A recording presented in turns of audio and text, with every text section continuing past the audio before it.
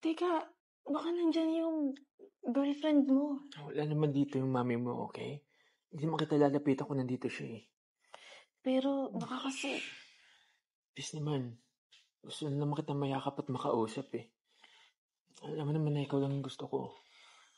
Kung alam mo lang, miss na rin kita.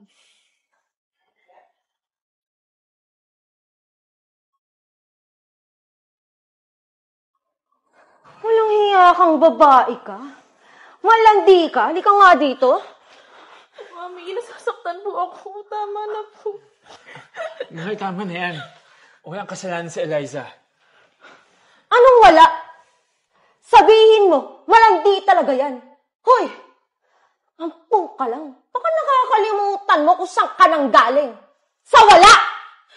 Mami, sorry na po. Di na po mauuli. Kapal ng mukha mong try rin ako. Inampon kita.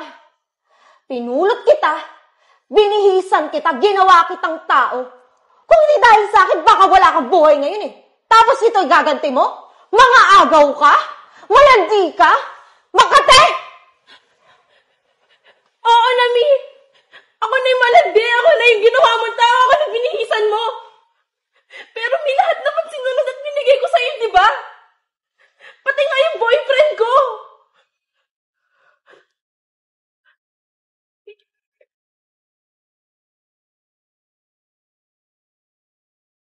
Nako, ito yung bahay ko. Mas mabuti pang dito ka na lang tumira kaysa nandun ka sa kalye. Talaga po. Naku, nakakahiya naman po. Naku, huwag ka nang mahiya. Alam mo, matagal ko nang pangarap magkaroon ng anak. Kaso, tumatandang dalaga na ako eh. Wala rin akong magustuhang iba. Kaya, okay na yun na dito ka na lang. Pero hindi po ba masyadong matanda na po ako para ampunin niyo pa po? Ano ka ba? Wala akong pakialam. Mas gugustuhin ko nang magkaroon ng katulad mo dito. Kaya, umayag ka na ampunin kita. Dito ka na lang sa akin. Ibihisan kita. Tutulungan kita. Aayusan kita. Maraming salamat po. Nako, gusto ko, Mami. Mami na lang itawag mo sa akin.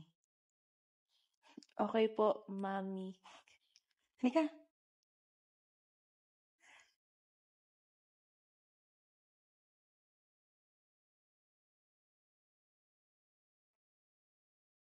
Linisin mong mabuti yan Ayaw kong may makitang alikabok. Opo, Mami.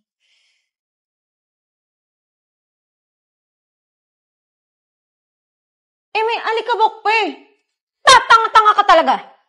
Di ba sabi ko linisin mong mabuti? Opo, Mami. Nakailang linis na po ako dyan eh. Sumasagot ka. Nagrereklamo ka. Baka nakakalimutan mo. Kinukop kita rito. Kaya lahat ng gusto ko, susundin mo. Maliwanag! Linisin mo. O sige na, mag-iingat ka ha. I love you. I love you too.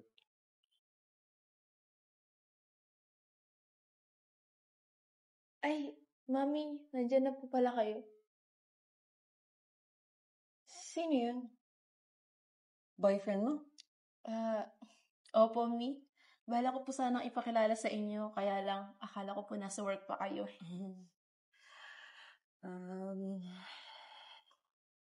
Diba, love mo si Mommy?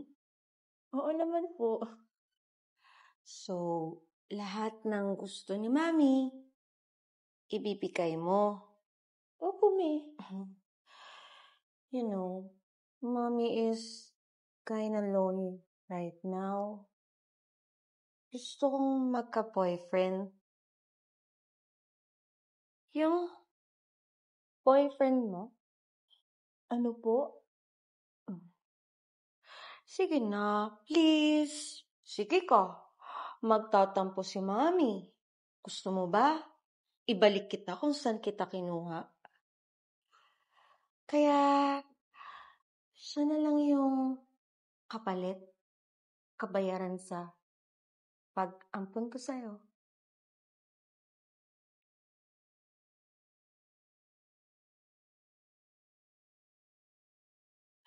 Binigay ko sa'yo yung boyfriend ko. Pinakiusapan ko siya para lang maging masaya ka. Pero Mi, kahit siya, ayaw niya sa'yo dahil hindi naman talaga tama to. So ano? Iiwan niyo ako?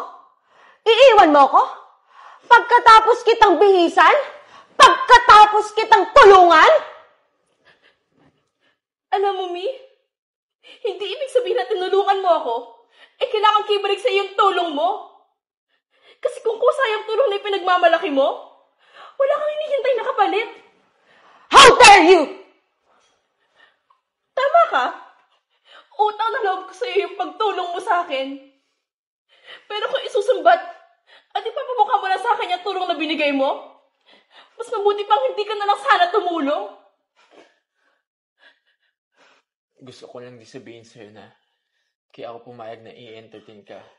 Hindi dahil sa gusto kita, kundi dahil mahal ko si Eliza. Sana maisip mo na kapag tutulong ka, yung bukol sa loob mo. Hindi para gamitin upang manipulahin yung mga bagay na gusto mo. Eliza, tara na. Walang utang na loob!